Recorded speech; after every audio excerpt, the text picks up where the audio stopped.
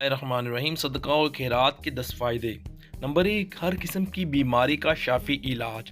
Number 2، مال میں برکت اور زیادتی۔ نمبر 3، دل کی سختی کو ختم کرنے کا ذریعہ۔ نمبر 4، عذاب قبر اور جہنم سے حفاظت۔ نمبر 5، قیامت کی آگ، برساتی گرمی میں ٹھنڈا سایہ۔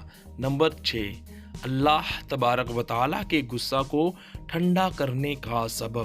نمبر 7، آفات و مصیبت کے لیے ڈھال۔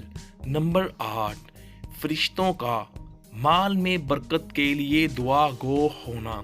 نمبر 9، بری موت سے حفاظت کا ذریعہ۔ نمبر 10، مال و جان میں برکت کا ذریعہ۔